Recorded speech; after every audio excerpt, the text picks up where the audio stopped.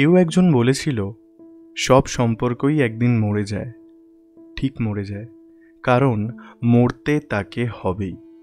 সম্পর্ক মরে গেলেও আবেগ অনুভূতিদের অমলিন টান কখনো টাটকা ক্ষতর মতো, আবার কখনো অনাবিষ্কৃত কোনো জীবাশ্মর মতো সংরক্ষিত থাকে জীবনের আনাচে কানাচে।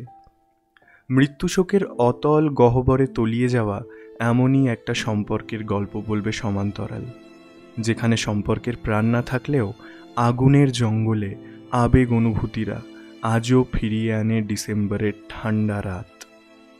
দেখা যাক, দুটো মানুষ যারা একদিন একে অপরকে ভীষণ কান্নায় জড়িয়ে ধরত অথবা প্রচণ্ড আনন্দে হাতে হাত রেখে বাঁচতে শেখাতো, তারা তাদের আবেগ অনুভূতিদের অনাবিষ্কৃত জীবাশ্ম খুঁজে নিতে পারে কতটা।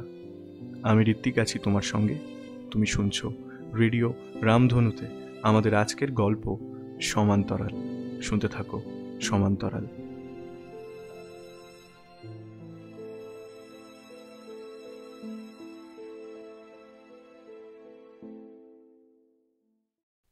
যারা দূরে সরে গেছে তাও বন্ধক রেখে গেছে স্মৃতি, যারা দূরে সরে গেছে তাও বন্ধক রেখে গেছে স্মৃতি, আমি আজও তাকে আনমনে ডেকে ফেলি ডাক নামে, শোনাতে ক্ষতর বিবৃতি। কি অদ্ভুত তাই না? আমরা সবাই জানি যারা আমাদের পিছনে ফেলে রেখে অনেকটা দূরে এগিয়ে গেছে তারা আর কখনো ফিরে আসবে না। তারা ফিরে আসবে না জেনেও আমরা কত কথা জমিয়ে রাখি তাদের সঙ্গে ভাগ করে নেওয়ার জন্যে। কত কাকুতি, কত আর্তনাদ, কত স্বপ্ন, ইচ্ছে, খুশি। তবু সে আসবে না, বলা হবে না কিছুই। না বলতে পারা সমস্ত কথা দিয়ে সাজানো এই গানটা রইল তোমাদের জন্য। ঘড়ির কাঁটায় রাত 2:43। আমি আরজে স্রোত আছি তোমার সঙ্গে, আর তুমি শুনছো 90.3 FM এ ভালো আছি, ভালো থেকো।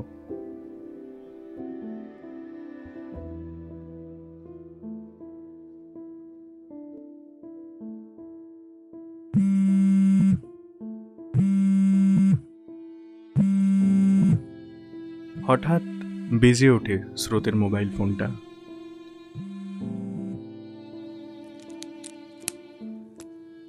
হেডফোনটা নামিয়ে রেখে ফোনটা কানে তুলে নেয় স্রোত। ততক্ষণে কেটে গেছে কলটা। স্রোত দেখে একটা আননোন নাম্বার থেকে 17খানা মিসড কল। স্টুডিও থেকে বেরিয়ে এসে ওই নাম্বারে কল ব্যাক করে স্রোত।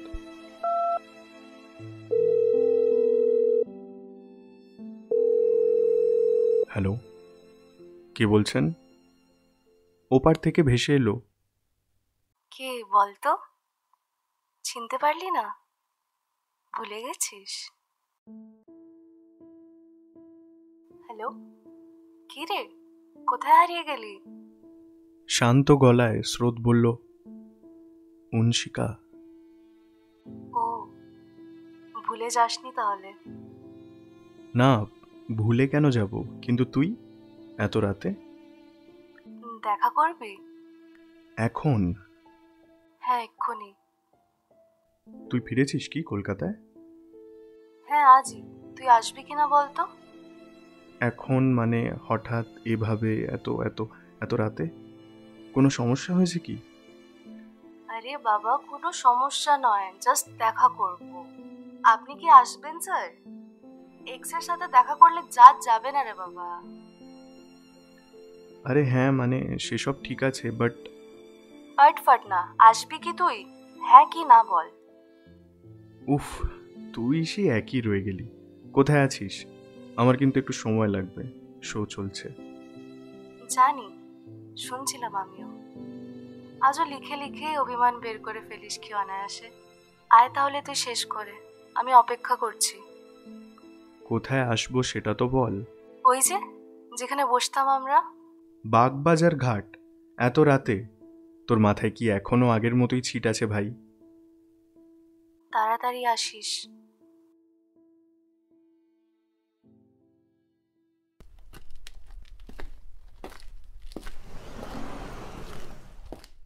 মাথা নিচু করে নীরব পায়ে আবার স্টুডিওতে ঢোকে স্রোত।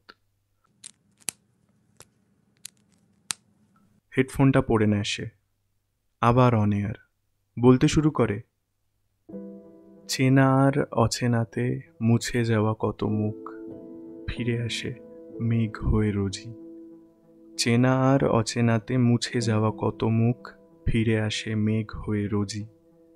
দিশেহারা বৃষ্টিতে ভিজে গেছে সবটাই, চিলতে রোদের মুখ খুঁজি।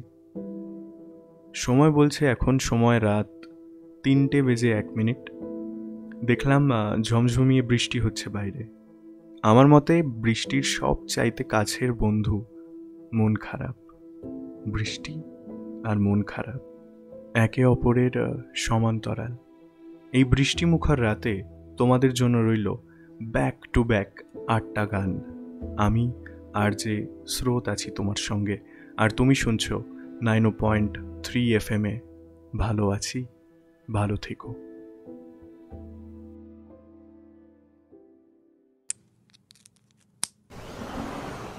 হেডফোনটা মাথা থেকে নামিয়ে স্টুডিও থেকে বেরিয়ে পড়ে স্রোত। পকেট থেকে সিগারেটের প্যাকেট বের করে তড়ি ঘড়ি একটা সিগারেট মুখে দিয়ে সেটা ধরিয়ে সিঁড়ি থেকে নিচে নেমে আসে সে। সামনে দাঁড়িয়ে আছে আয়ান। আয়ানকে দেখতে পেয়ে স্রোত বলে, ভাই প্লিজ প্লিজ আজকে আমারটা সামলে নিস, পরপর 8টা গান আছে, খুব দরকার, আমাকে বেরোতেই হবে, প্রচণ্ড দরকার, প্লিজ প্লিজ সামলে নিস আমারটা আজকে।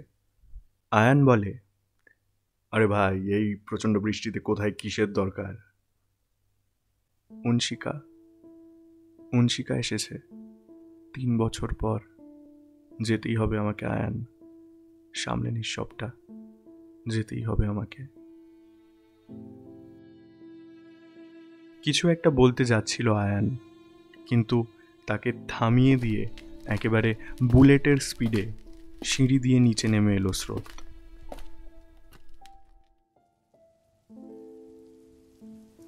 হাত থেকে জ্বলন্ত সিগারেটটা ফেলে দিয়ে পার্কিংয়ের দিকে দৌড়ে গেল সে।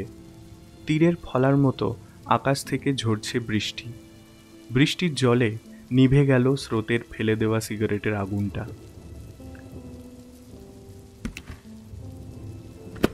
মাথায় হেলমেটটা পরে নিয়ে বাইকে স্টার্ট দিল স্রোত।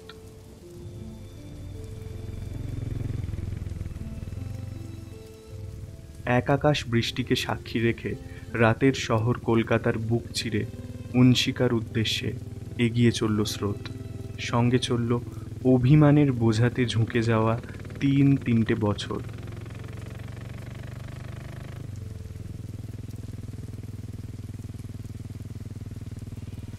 আমাদের কলকাতা এমনিতেই আমাদের চোখে সব চাইতে সুন্দর, কিন্তু এমন একটা পরিবেশ সমস্ত কলকাতাটাকে যেন আস্ত একটা স্বপ্নের শহর করে তুলেছে। আগের থেকে আরও অনেকটা সুন্দর। আজ পাক্কা 3 বছর পর উনশিকাকে আবার দেখতে পাবে স্রোত। বৃষ্টির জলে চিকচিক করছে শহরের রাস্তা, আর সেই রাস্তায় বাইক ছুটিয়ে এগিয়ে চলেছে স্রোত।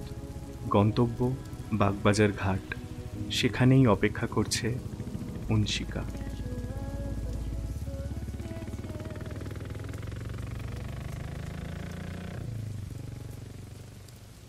বাগবাজার ঘাটের কাছে পৌঁছে উনশিকার নাম্বারে কল করে স্রোত।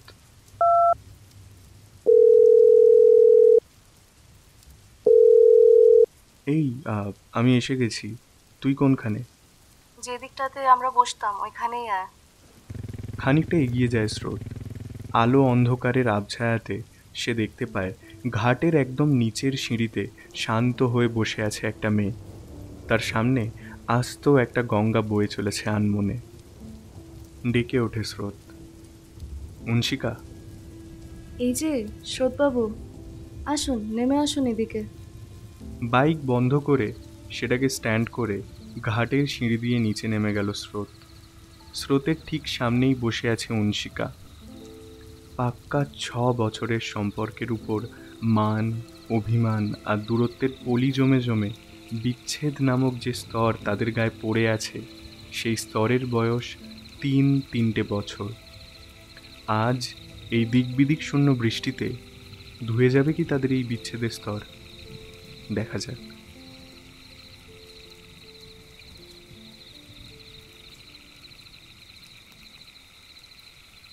বৃষ্টিতে ভিজছিস কেন এভাবে? আর এত রাতে একা একা এখানে বসে আছিস তুই? তোর কি পাগলামিগুলো আর যাবে না অংশিকা? এই তুই আয় তো আগে, এসে বস পাশে। খানিকটা ইতস্তত হয়ে পা টিপে টিপে এগিয়ে গেল স্রোত। বসলো অংশিকার পাশে। বলল, কেমন আছিস বল? কবে ফিরলি কলকাতায়? কেমন আছিস মার্কা, এই ন্যাকা প্রশ্নগুলো করতে হবে না গান্ডু তোকে। আর কবে নয়, আজই ফিরেছি রাতে, তাই জন্যই দেখা করতে বললাম। আজই রাতে? বাড়ি যাসনি? আঙ্কেল আন্টি কেলায় না রে তোকে? আরে ভাই ভাই ভাই, তুই একটু চুপ করে শান্ত হয়ে বস না। শান্ত হয়ে যায় স্রোত। পকেট থেকে সিগারেটের প্যাকেটটা বের করে বলে, তোর চক্করে আমার 7টা সিগারেট জলে ভিজে গেল সালা। আমার চক্করে কিছু হয়নি বাবু, তুমি সেই আগের মতন ঘেন্টু রয়ে গেছো। নইলে এত বৃষ্টির মধ্যে খোলা আকাশের তলায় কি কেউ সিগারেট ধরায়? মাথা নিচু করে ফেলে স্রোত। বৃষ্টির গতি কিছুটা কমলেও তা থামবার কোনো সম্ভাবনা একেবারেই দেখা যাচ্ছে না এখনো। একটা আস্ত বড় আকাশের নিচে সমস্ত গায়ে বৃষ্টি মেখে বসে রয়েছে দুটো মানুষ, স্রোত আর অংশিকা। তাদের সামনে বুক পেতে বয়ে চলেছে গঙ্গা, আর ব্যাকগ্রাউন্ডে ঝিঁঝি পোকার কোরাস। আর কেউ কোথাও নেই, যেন এই এত বড় আকাশটা, বৃষ্টির এক একটা ফোঁটা, এমনকি সমস্ত গঙ্গাটাও ওদের একার আজ রাতের জন্য। হঠাৎ অংশিকা বলল, আজও গান গাস? গাইবি? গান এখন গাইতেই পারি, আগের মতো। ধর। एक नदी थी जो कभी भी सागर से मिल ना सकी, रास्ते की पर्वतों को पार कर ना सकी, रूखी सी सूखी सी प्यासी अधूरी सी अब तक बिछी है वहाँ, एक कतरा आंसू का उसने परवाह की है मेरे ही तरह पिया, पियो बोले पिया बोले क्या ये बोले। এখনো কি ভালো গাস রে তুই? আবার কতদিন পর একসাথে গাইলাম আমরা। এখনো কি ভালো মিথ্যে কথা বলিস রে তুই? কাকু কাকিমার ভাই কেমন আছে? মা ভাই ভালো, বাবাও ভালোই আছে হবে। ভালোই আছে হবে? বাবা আর নেই আমাদের সাথে, 2 বছর হলো প্রায়। নেই মানে? কোথায় থাকে কাকু? স্রোত আঙুল দিয়ে দেখিয়ে দেয় মাথার উপরের খোলা আকাশটা। অংশিকা আর কোনো কথা বলে না, দুজনেই চুপ। অংশিকার চোখ দুটো চিকচিক করে উঠল কিছুক্ষণের জন্য। স্রোত একভাবে তাকিয়ে থাকে অংশিকার দিকে। এভাবে প্রায় অনেকগুলো মিনিট, বেশ কিছু সেকেন্ডকে সঙ্গী করে তলিয়ে গেল কোথায়, দুজনের মধ্যে কেউই তার খোঁজ রাখেনি।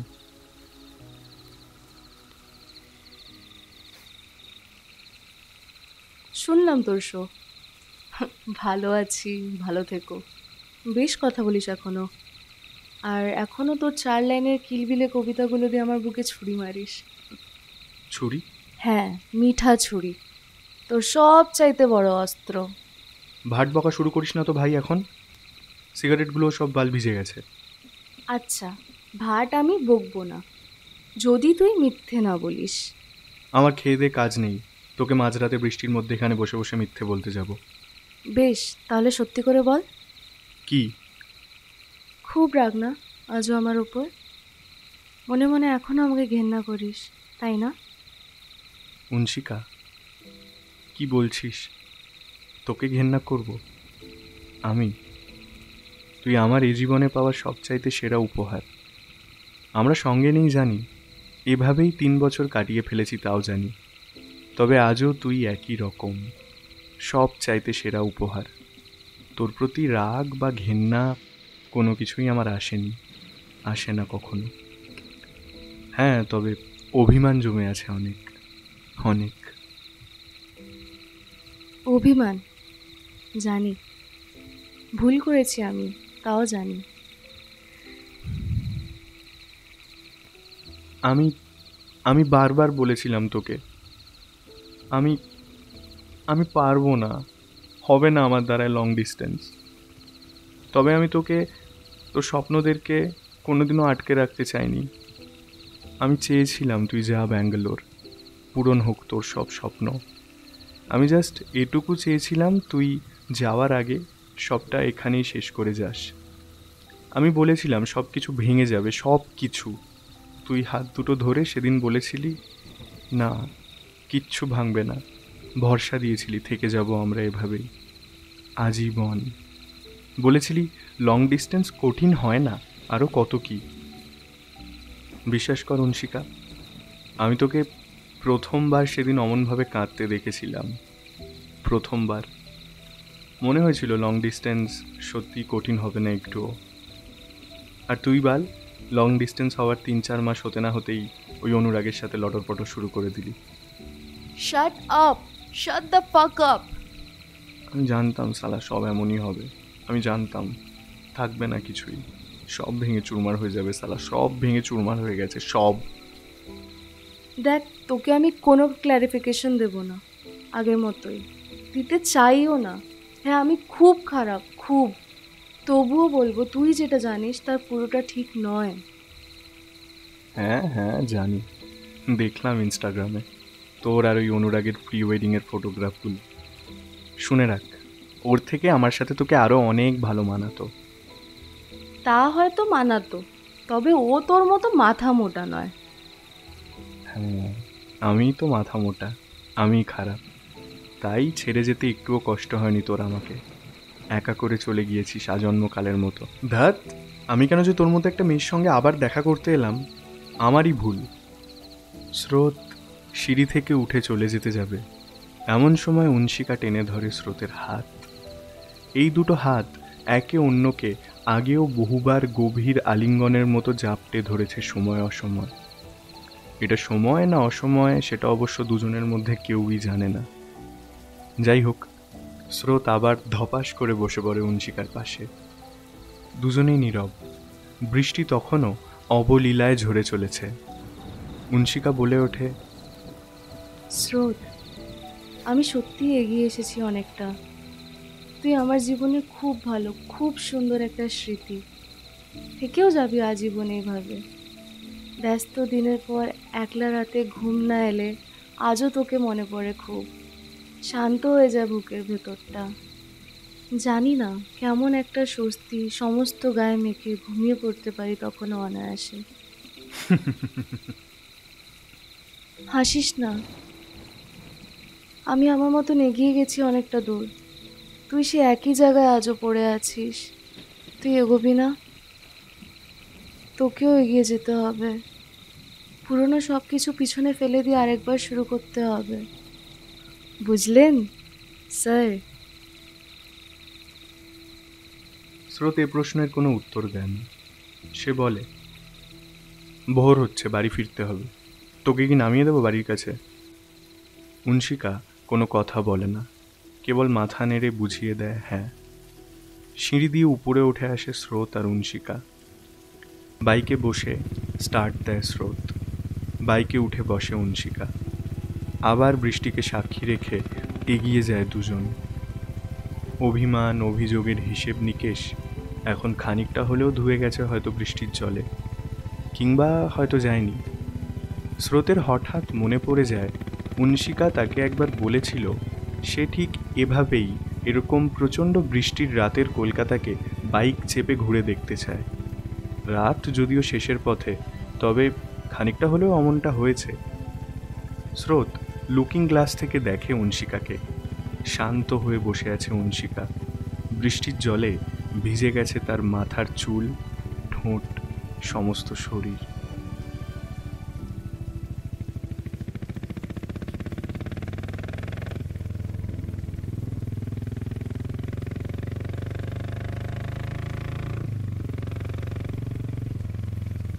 সমস্ত রাস্তাটাই কেউ আর কোনো কথা বলেনি। চলে আসে গন্তব্য। বাইক থামায় স্রোত, নেমে যায় অংশিকা। নেমেই সে স্রোতকে জড়িয়ে ধরে।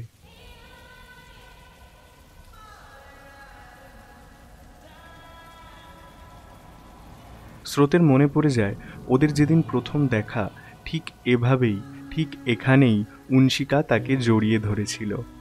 সেদিনের মতো আজকেও লজ্জা আর ভয়ের ককটেল গ্রাস করে ফেলল স্রোতকে। অগত্যা স্রোতের হাত দুটো সেদিনও ছিল বাইকের হ্যান্ডেলে, আর আজও তাই রইল।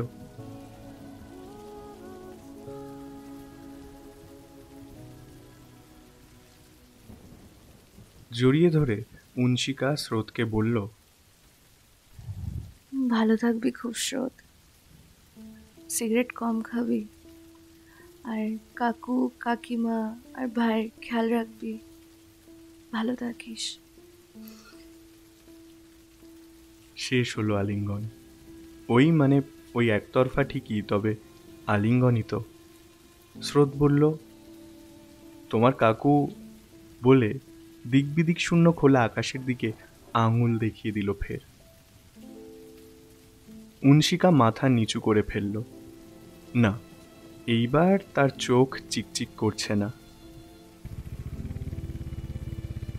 স্রোত স্টার্ট দিল বাইকে, বলল, এলাম, আগামী জীবনগুলো ভালো হোক, আমিও এগিয়ে যাব তোরই মতো। চেষ্টা করেও দেখিনি কোনোদিন, ইচ্ছে করেনি, এবার করব চেষ্টা। ভালো থাকিস, খুব ভালো থাকিস।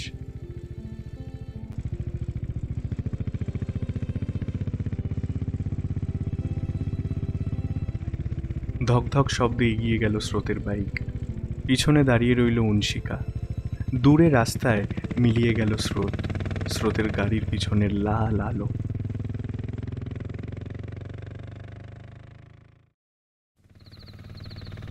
বৃষ্টি থেমেছে খানিকটা। সামনেই একটা চায়ের দোকান। দোকান দেখে বাইক থামালো স্রোত।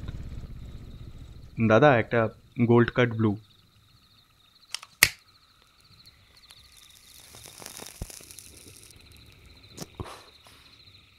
সিগারেটটা ধরিয়ে টানছে স্রোত। এমন সময় সে শুনতে পেল চায়ের দোকানের রেডিওতে চলছে খবর। শোনা যাচ্ছে, রাত 10:26 ব্যাঙ্গালোর থেকে হাওড়াগামী ট্রেন গতি হারিয়ে লাইনচ্যুত। এখনও অবধি জানা যাচ্ছে প্রাণ হারিয়েছেন 36 জন যাত্রী, আহত আরও 86 জন। রাত 10:26 ব্যাঙ্গালোর থেকে হাওড়াগামী ট্রেন গতি হারিয়ে লাইনচ্যুত, আহত 86 জন, প্রাণ হারিয়েছেন 36 জন। অজানা কোনো আশঙ্কায় বুকটা ছ্যাঁত করে ওঠে স্রোতের। অংশিকার নম্বরে তাড়াতাড়ি কল করে স্রোত। একবার, দুবার, তিনবার, কিন্তু বারবার। The number you are trying to call is currently not reachable. Please try again later. ফোনের কন্ট্যাক্টস থেকে অরবিন্দ ঘোষকে কলে ধরে স্রোত। অরবিন্দ ঘোষ অংশিকার বাবা। কল রিসিভ করেন তিনি। ভারী গলায় ভেসে আসে, হ্যালো, কে?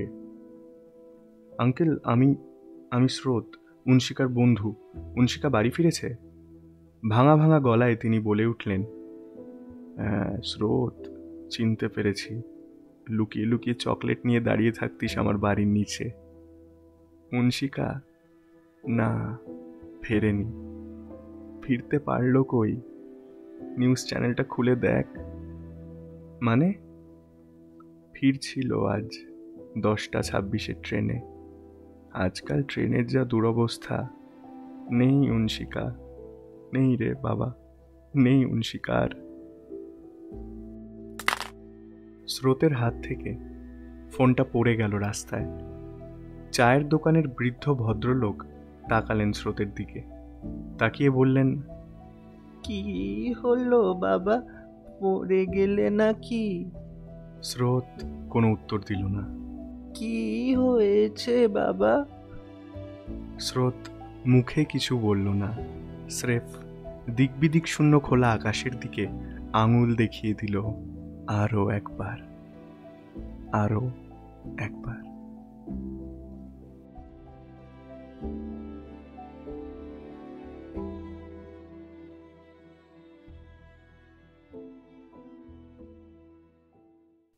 এতক্ষণ তোমরা শুনছিলে সমান্তরাল। রচনা এবং গল্প পাঠে আমি ঋত্বিক ছিলাম তোমার সঙ্গে। আর অঞ্চিকার চরিত্রে আমি প্রেরণা। আমাদের গল্প ভালো লেগে থাকলে লাইক, শেয়ার আর সাবস্ক্রাইব করতে ভুলো না। ভালো থেকো, শুনতে থেকো রেডিও রামধনু।